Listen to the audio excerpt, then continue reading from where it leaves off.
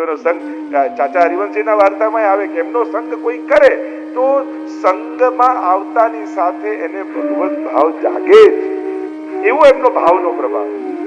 એકવાર ગુસાઈજી પરદેશ કરવા પધાર્યા અને કહ્યું જયરાજ આ ગામમાં તો કોઈ વૈષ્ણવ નથી. ત્યારે ગુસાઈજીએ કહ્યું કદાચ ચાચાજી આ ગામમાં નહીં આવે, જો આવ્યા હોત તો ભક્તિના રંગે રંગાયા જ હોત કોઈ ને કોઈ, એટલે એ નહીં આવ્યા હોય તો જ અહીંયા કોઈ વૈષ્ણવ નથી. આવો ભાવ. તો આવી વાણી શ્રી યમુનાજીની કૃપાથી, કારણ કે યમુનાજી ઘણી વાર અંજલિમાં લોટીથી લઈએ, પ્રવાહમાં સ્નાન કરીએ, પણ ગુણગાન શ્રવણ કરતા કરતા પણ જ્યારે નેત્રોથી છલકાવા લાગે તો એ પણ પવિત્ર યમુનાજી છે. એ ઘણીવાર નેત્રોના ઘાટમાંથી એ છલકાતા હોય છે, અને જ્યારે એ છલકાયેલા નેત્રોથી યમુનાજી એના બિંદુ આપણા હૃદયમાં પડે ને તો જન્મ જન્માંતરના કલ્મશો ત્યાં ધોવાઈ જતા. આ દર્શન શ્રી યમુનાજીના ગુણગાનના, અને એટલે આગળ ગાન કરતા કહું વેદ પુરાણ તે બાત યહ અગમ હૈ और પ્રેમ કો ભેદ કો ન પાવે. વેદ પુરાણ થી આ કંઈક જુદું છે, કારણ કે વેદ પુરાણ આદિમાં જે વર્ણન છે એ જીવ માત્રના કલ્યાણ માટેનું છે. યમુનાજી તો આ બધાથી કંઈક પર છે. એ તો દૈવી જીવોના ઉપર કૃપા કરી ભગવત સંબંધ સંપાદન કરવા માટે પધાર્યા છે. પ્રેમ કો ભેદ કોઉ ન પાવે, અને મૂર્તિમંત પ્રેમનું સ્વરૂપ શ્રી યમુનાજી એને કોણ જાણી શકે? વ્યવહાર દુનિયા સમજી શકે છે, પ્રેમ સમજી શકે, અને દુનિયાને પ્રેમ જોઈતો નથી, એનો વ્યવહાર. એટલે જેને જે જોઈએ આપ. તમે તમારા પાડોશીને સાચો સ્નેહ કરતા હો કે બહુ એના માટે લાગણી છે, પણ વર્ષે 2-4 વાર પણ પૂછવા ન જાઓ ને કે કંઈ પણ કામ હોય તો અમને કહેજો, અમે બાજુમાં રહીએ, બધું પેલા શું થાય અમારા પાડોશી તો સાવ નકા, અને એનાથી ઊંધું તમને જરાય ન ગમતો, તમને ક્યાં બાજુમાં રહેવાય. પણ 4 વાર જઈને રોજ કહો ને કાંઈ પણ કામ હોય કહેજો, અમે બેઠા છીએ, પછી ભલે બેઠા જ રહેવાના હોઈએ. હીરો એટલો ખુશ થાય કે અમારા પાડોશી જેવું કોઈ. દુનિયાને વ્યવહાર જ સમજાય છે, એને પ્રેમ જોઈતો નથી હોતો, એને વ્યવહાર જોઈએ. તમે દિલથી કોઈને પ્રેમ કરો પણ એ કદર નહીં કરે, પણ તમે બુદ્ધિથી સારો વ્યવહાર કરશો તો તમારી બધે વાહવા થશે. અને ભગવાનમાં ઊંધું છે, કદાચ વ્યવહારમાં તમે ચતુર નથી પણ વિશુદ્ધ પ્રેમ તમારો છે ને તો ઠાકોરજી એ પ્રેમનો સ્વીકાર કરે છે.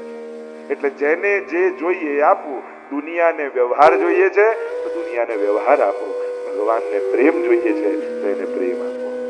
એટલે કે દુનિયા જોડે પ્રેમ પૂર્વક વ્યવહાર કરો, પણ પ્રેમ ભગવાન માટે રાખો. એટલે તો ભગવાને બુદ્ધિ અને હૃદય બંને આપ્યા છે.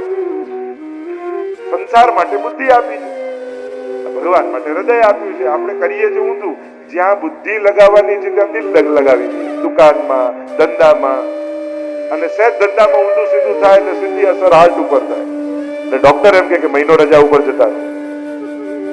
અરે એના માટે બુદ્ધિ છે, અને ભગવાને પોતાના માટે હૃદય આપ્યું છે. વૈષ્ણવે બુદ્ધિ એ રીતે વાપરવી કે મન બગાડવાનો વારો જ ના આવે. બુદ્ધિથી એટલા ચતુર રહો, એવી સુંદર રીતે સંસારને સાચવો, બુદ્ધિનો ઉપયોગ કરી કે એ બુદ્ધિ દુનિયાને સાચવી લે અને હૃદય ઠાકોરજી માટે બચી જાય. પણ જેને બુદ્ધિનો સદુપયોગ કરતા નથી આવડતું એ દિલ બગાડી દે, અને એકવાર હૃદય બગડ્યું ને પછી મન ઠાકોરજીની સેવામાં નહીં લાગે. આ નિશ્ચિત વાત છે. એકવાર એ ઉદ્વેગો મનમાં આવ્યા ને પછી નહીં લાગે. એટલે ચતુર થવું હોય. ઘણી વાર ભોળાનો ભગવાન હોય, મૂર્ખાનો ભગવાન ના હોય. તમે ભોળા છો તો ભગવાન મદદ, પણ તમે મૂર્ખામી જ કરવાના છો તો ભગવાન કે તારી મદદ હું શું કરવાનું. ભગવાન પણ મૂર્ખાઓની જવાબદારી નથી લેતા, ભોળાઓની લે છે.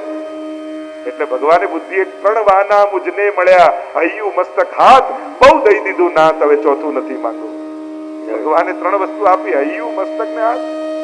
એટલે આ બુદ્ધિ ને સંસાર અને હૃદય ભગવાન. તો કહ્યું પ્રેમ કો ભેદ કોઉ ન પામે, કારણ કે આ પ્રેમ એવું ગૂઢતમ તત્વ છે કે એને કોઈ સમજી શકતું નથી, અને પ્રેમ સમજાવાય પણ નહીં. તમે કોઈને સ્નેહ શુદ્ધ હૃદયથી કરો એ તમે સમજાવી ન શકો. પ્રેમ, કૃષ્ણ, આનંદ, રસ, આ બધા એવા છે ને એની વ્યાખ્યા ન હોય, એની તો અનુભૂતિ હોય. તમે અહીંયા ઉત્સવમાં આનંદ કરીને જાઓ ને તમને કોઈ મળે, હવે તો બહુ આનંદ આવ્યો તો, કેવો આનંદ, બહુ આનંદ આવે, અરે કેવું, પણ કહેતો કે તમે વર્ણન કરો પણ જેટલી અનુભૂતિ હોય એટલું વર્ણન ન કરી શકો, પણ એ આનંદ અનુભવ્યો છે. એમ પ્રેમ પણ એવો છે. પ્રેમ છિપાયા ના છિપે, જાગટ પરગટ હોય, મું કછું બોલે નહીં તો નૈન દેત મોઢેથી ન બોલો તો આંખોથી વહેવા લાગે, પણ પ્રેમનો સ્વભાવ છે પ્રગટ. અહીંયા કહ્યું કહત ગોવિંદ શ્રી યમને કી જા પર કૃપા, સોઈ શ્રી વલ્લભ કુલ શરણ આવે. અને શ્રી યમુનાજીની જેના પર કૃપા થાય એ શ્રી વલ્લભના શરણે આવે. તમે જ્યારે બ્રહ્મ સંબંધ લેવા આવ્યા, તમને એમ હતું પેલા પુષ્ટિ માર્ગ સમજી લઉં, બધા ગ્રંથો વાંચી લઉં, બધું સમજી જાઉં, પછી બ્રહ્મ સંબંધ લેવા જઈશ. આવું કોઈ ખરું અહીંયા? આપણે તો કે કોઈને સાસુ લઈ ગયા, કોઈને પાડોશી વૈષ્ણવ લઈ ગયા, કોઈને વડીલોએ લેવડાવ્યું, કોઈએ માએ મમ્મીએ લેવડાવ્યું, કોઈ બહેનપણીએ લેવડાવ્યું. ને મમ્મી સાસુ કે બહેનપણી નહીં, એ સમયે એની ભીતર યમુનાજીએ પ્રવેશ કર્યો અને લીલાની સખીને પકડી અને તમને ઠાકોરજીને સન્મુખ ઠાડા કરી દીધા. આ કોઈ વ્યક્તિ નિમિત્ત હશે, પણ જ્યારે બ્રહ્મ સંબંધ લેવા જાઓ છો ત્યારે માધ્યમ વ્યક્તિને યમુનાજી બનાવે છે, કરનારા તો યમુનાજી જ હોય છે. કારણ કે એની કૃપા વગર પ્રભુ સાથેનો સંબંધ સંભવ નથી. એ તો યમુનાજીની જ પ્રેરણા છે કે આ લીલાથી વિકુટા પડેલા જીવને ફરી પ્રભુ સાથે સંબંધ સંપાદિત કરે. એટલે 3 સંબંધ હોય જીવના: એક બ્રહ્મ સંબંધ, લીલા સંબંધ અને ભાવ સંબંધ. ક્યાંક બ્રહ્મ સંબંધનો સંબંધ હોય, ક્યાંક લીલાનો સંબંધ હોય. લીલામાં ક્યાંક કોઈનો પરિચય નથી. વાર્તામાં કેવું આવે છે કે કોઈનો મેળાપ થાય એટલે વાર્તામાં એમ લખ્યું કે આનો લીલામાં આ સંબંધ હતો એટલે ભૂતલ પર મળ્યા. તો તમે ભૂતલ પર કોઈ વૈષ્ણવ સાથે મળો છો, એ પણ કોઈ ભૂતલની કર્મોના ઋણાનું બંધ નથી, એ લીલાનો સંબંધ છે. અને ત્રીજું ભાવ સંબંધ.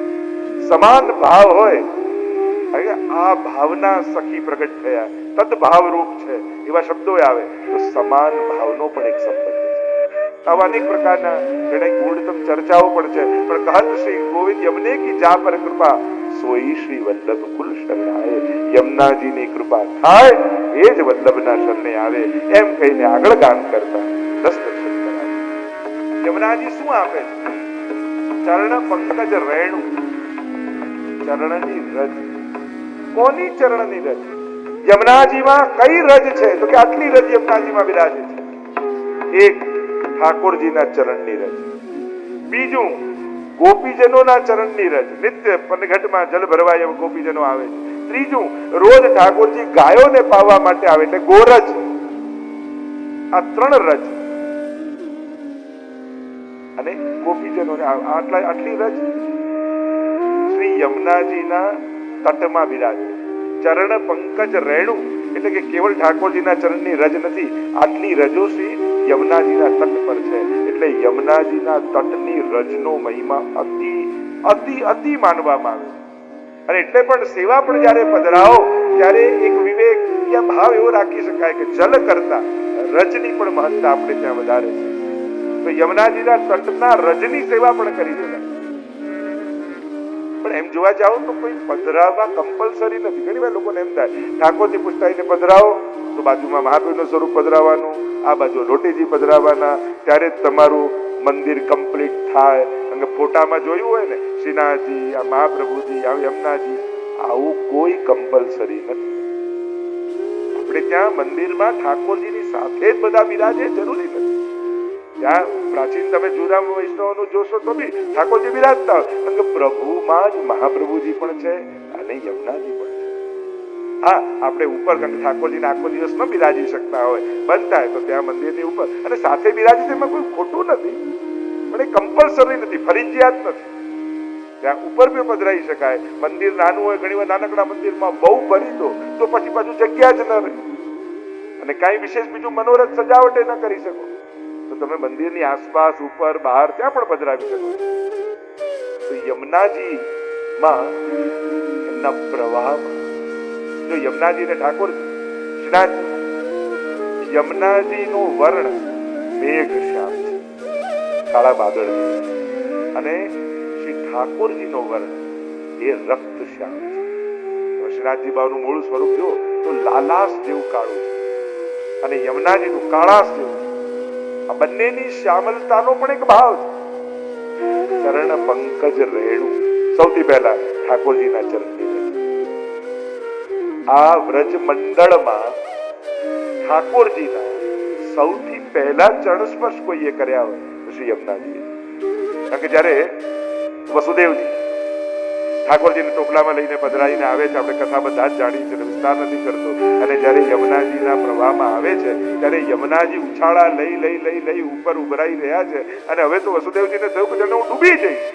અને ત્યારે ઠાકોરજીએ ધીમે રહીને પોતાના ચરણ બહાર પધરાવ્યા, અને જ્યાં ચરણોનો સ્પર્શ થયો શ્રી કૃષ્ણના ચરણારવિંદની રજ થકી ચરણ પંકજ રેણુ શ્રી યમને જુદે. સૌથી પહેલા તો રોક્યા ઠાકોરજીને કે જાઓ છો ક્યાં, શેના માટે જાઓ છો? પ્રભુ કહે અરે અહીંયા મારું સામર્થ્ય છે, અહીંયા અવતાર લીલા, અને ત્યાં વ્રજમંડળમાં તો માધુર્યનું દાન કરવા જાઓ. ત્યાં કેવલ માધુર્યનું દાન કરી. અચ્છા, તો માધુર્યનું દાન કરવા જાઓ છો તો આપણા ઐશ્વર્યો લઈને કેમ જાઓ છો? તો ઐશ્વર્યોને રાખવું ક્યાં? તો કહ્યું કે મારામાં પધરાવી દો. અને ઠાકોરજીના જેટલા ઐશ્વર્યો હતા એટલે 8 ઐશ્વર્ય શ્રી યમુનાજીમાં વિરાજે છે. એની પણ યમુનાષ્ટકની ટીકાઓમાં ખૂબ ચર્ચા છે.